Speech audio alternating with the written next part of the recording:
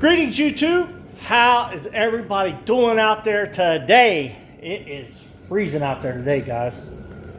It is Saturday the 20th, about 5 till 4 p.m. Let me show you. We got our first snow of the season. Let me give you a shot here. We got our first snow of the season, guys. And it's only about 12 degrees out here. See my new toy? I'll show you that in another video.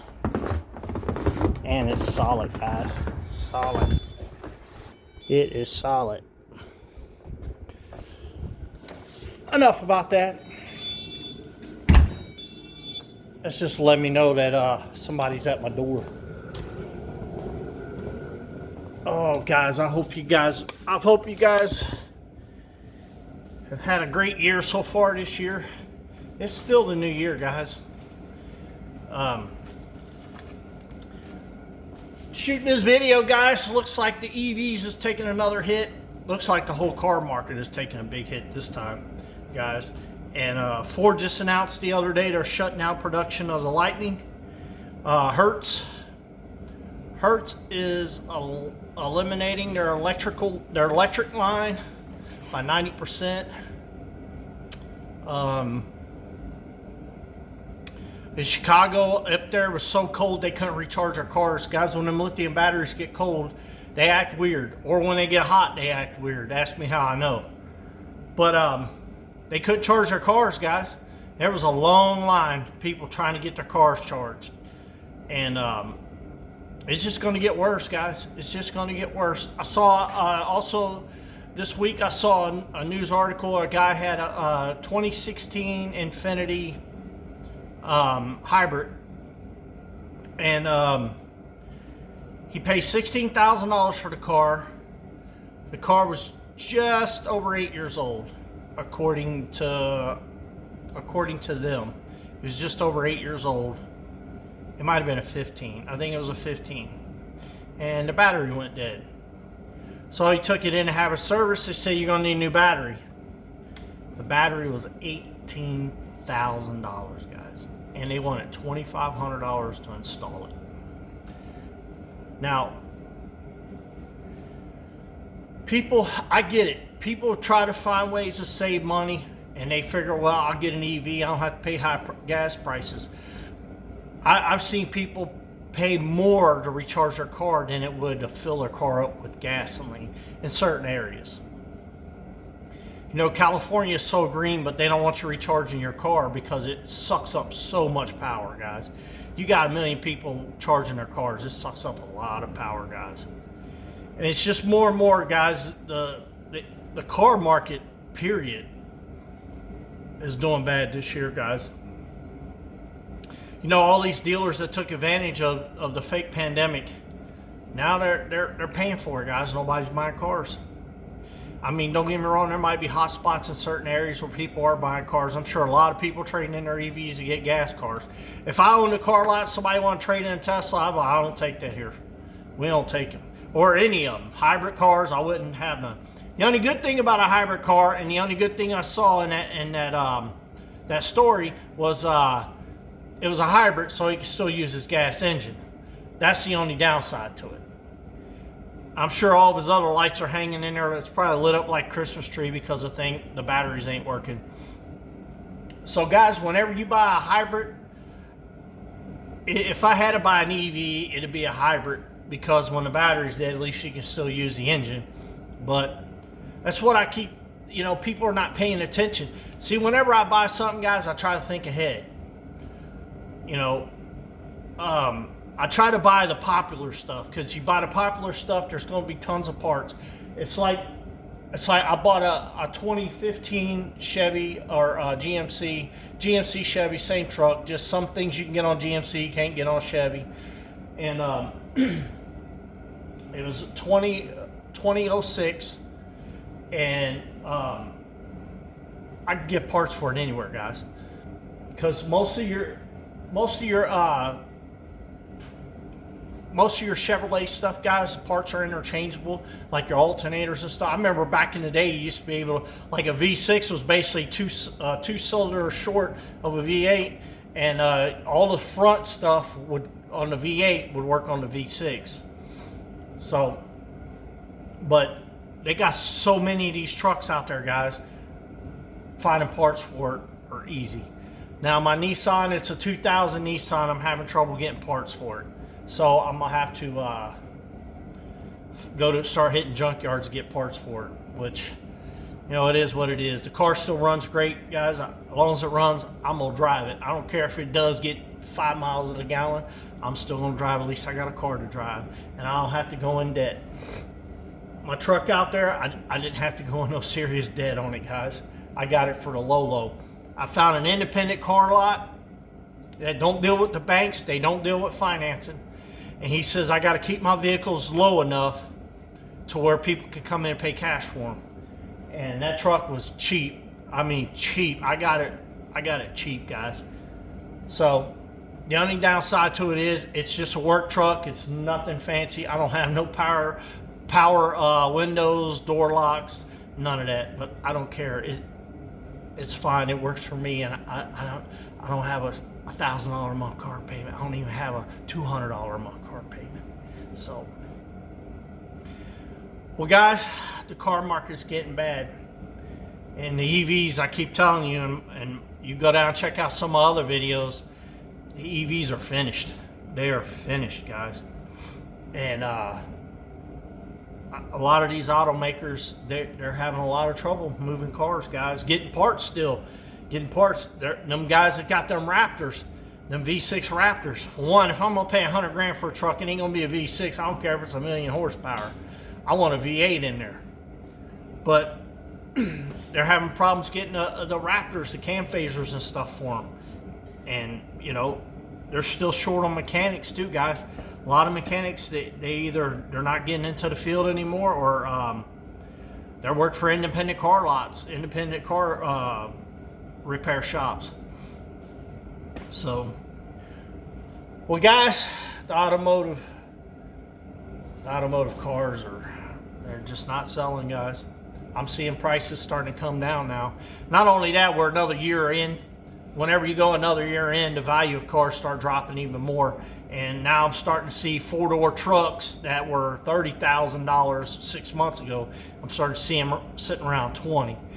But a 100,000-mile truck, guys, I know they're getting 200,000+ out of them. A 100,000-mile truck, all your suspension and stuff is probably wore out, and it needs to be replaced because they only guarantee that stuff 50, 75,000 miles. And after so long, the shocks will wore out, the struts will wore out, you know, and you got to replace all that stuff. And that's what most of these car dealers, guys, I used to work for an independent car dealer. What they do is when they get trade-ins in, first thing they do to clean the car out, check all the fluids. Somebody will take it for a ride. And then they'll look under there, see if anything's leaking. If nothing's leaking, put it right back out on the lot. After you vacuumed it out, cleaned it up, put it right back on the lot. They don't even, you know, drive it for a couple of days and make sure everything's fine on it. They just check the engine light. Now these days, guys, if you ever go to buy a car, guys, you can get one of them handheld scanners and you can plug it in there and see, is it popping up any codes? That's what I do. All right, it ain't lit up now, but is it going to be lit up later? Because my Nissan, the check engine light comes off and on, and I know why. It's because of the exhaust. But there's sometimes, guys, it don't come on for a while, and then one day it just comes on. So you got to scan that stuff, guys, because if you got a bad catalytic converter on there, how much is that catalytic converter going to cost you?